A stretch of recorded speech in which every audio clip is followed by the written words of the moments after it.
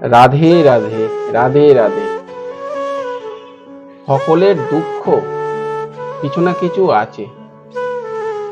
कई तन दुखी कई मन दुखी, धन बिना रहे उदास, थोड़ा थोड़ा सब दुखी, सुखिया है राम का दास। অর্থাৎ কেউ না কেউ কিছু না কিছু নিয়ে দুঃখ ঠিক রয়েই আছে। চাই শরীরের দুঃখ, চাই মনের দুঃখ, চাই আত্মীয় স্বজন পরিজন বর্গর দ্বারা দুঃখ, কেউ ধন সম্পত্তির দুঃখ। দুঃখ এই সংসার জগতে থাকবেই। এই দুঃখকে আমরা যতই প্রয়ত্ন করি না কেন, এই দুঃখ কখনো আবার একটা দুঃখ যাবে আর একটা দুঃখ আসবে, আর একটা দুঃখ যেতে না যেতে আর একটা দুঃখ এসে যাবে। এটা হচ্ছে সংসার। এই জন্য বুঝে শুনে পথ চলাই ভালো। আসলে এই দুঃখের জননীকে আমরা নিজেরাই। কেন জানেন? দেখুন, ভক্তদেরও অনেক দুঃখ আসে আর আমাদেরও অনেক দুঃখ আসে। আমরা দুঃখটাকে কি করি? নিজেকে সংযত করতে পারি না। আমরা নানা রকম ভাবে প্রয়ত্ন করি সেই দুঃখটাকে নিবারণ করার জন্য, কিন্তু মূল জ্বর সেটাকে যদি নিবারণ করা যায় তাহলে অটোমেটিক আমাদের দুঃখ চলে যাবে। সেটা কি? নিজের উপর কন্ট্রোল করুন, নিজেকে সংযত করুন, নিজেকে মেনে নিন, তবেই সুখে থাকবেন। না মানতে পারলেই আমরা দুঃখই হয়ে যাবে সারা জীবন। সুদামা মেনে নিয়েছিলেন যে আমার এইরকম প্রতিদিনই একাদশী চলবে, অর্থাৎ অনাহারে দিন কাটবে। মীরা ভেবেই নিয়েছিল যে আমাকে নানা রকম ভাবে প্রতারণা দেবে, আমাকে লাঞ্ছনা শুনতে হবে, গঞ্জনা শুনতে হবে। উনি মেনে নিয়েছিলেন যে আমার মেরে তো গিরিধার নাগার দুসরা না কই। আমি যখন গোবিন্দের চরণ ধরে রয়েছি, আর ভাবনা চিন্তা করার দরকার নেই। দুঃখ আসবে, আসুক, তাকে আলিঙ্গন করি। আর সুখ আসবে, তাতেও আলিঙ্গন করি। নিজেরা সব মেনে নিয়েছে বলে আমরা মানতে পারি না। সেই জন্য যত ঝগড়া, যত অশান্তি, কলহ হয়ে থাকে। সবাই কিন্তু বলে থাকে যে চৈতন্য মহাপ্রভু বারংবার বলছে ভক্তদেরকে ছোট হও, নম্রতা হও। আমরা শুনছি না, পরিণামে আমরা কষ্ট পাচ্ছি। সেই অর্থ নেই দুঃখ, মনের দুঃখ, কেউ কষ্ট দিলে দুঃখ আমরা মানতে পারছি না, এই জন্যই দুঃখটা।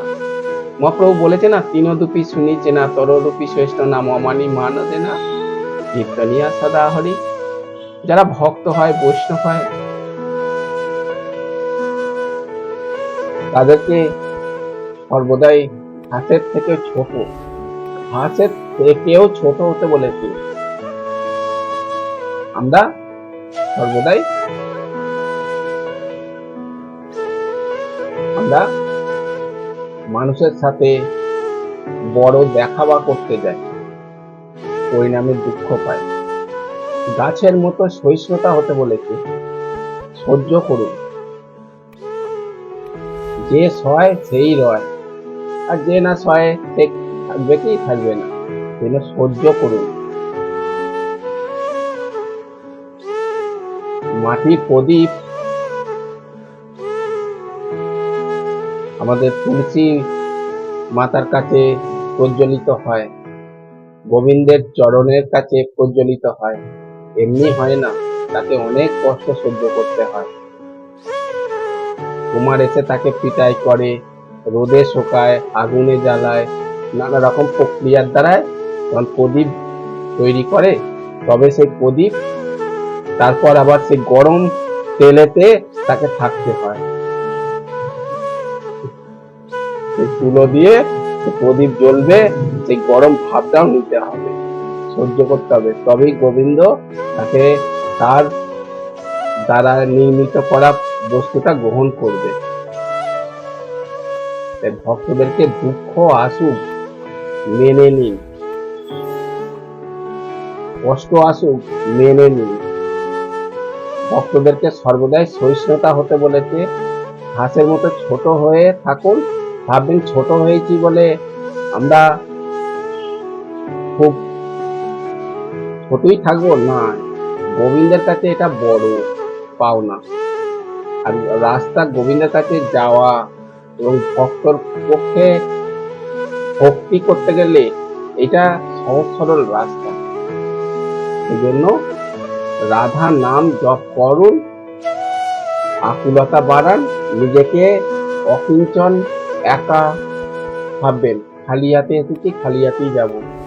দুঃখ সুখ দুঃখ তো আসবেই, মেনে নিন আর গোবিন্দের পথে চলুন। ভাববেন এই জন্মটা অনেক জন্ম হয়তো হয়েছে, কি হবে কি হবে না মাহাত্মপূর্ণ সেটা নয়। আমরা এই জন্মে এই সময়টা গোবিন্দের নিয়ে চলুন এবং সময়টাকে কাজে লাগান। রাধা নাম জপ করুন এবং অশ্রুতে আকুলতা পূর্বক গোবিন্দকে ডাকুন। সেই ডাকার মধ্যে কোনো স্বার্থ থাকে না, যেন নিঃস্বার্থ ভাবে ডাকুন, তবেই গোবিন্দ সাড়া দেবে। তবেই প্রদীপের ন্যায় আপনার যেমন প্রদীপ জ্বলে গোবিন্দের চরণে, আপনারও হৃদয় যখন জ্বলে প্রস্ফুটিত হয়ে যাবে তখন গোবিন্দ আপনাকে আলিঙ্গন করবে। তার জন্য আপনাকে রাধার নাম এবং আকুলতা হয়ে ডাকা অবশ্যই থাকা চাই। ঠিক আছে, মনে থাকবে। এবার থেকে দুঃখ এলে আপনি হার মানবেন না, দুঃখের সঙ্গে মোকাবিলা করবেন। গোবিন্দের চরণ ধরে আছি তো, রাধারানীর চরণ ধরে রয়েছি, কিসের ভয়? দুঃখ আসুক তাকে আলিঙ্গন করি, সুখ আসুক তাকেও আলিঙ্গন করি। কেন? আশার প্রদীপ আমাদের গোবিন্দের চরণ, রাধারানীর চরণ। তাকে কিন্তু ভুললে সব দেখবেন ভুলে যাবেন, তাকে ভুললে হবে না। ঠিক আছে, প্রেমসে বলুন রাধে রাধে রাধে।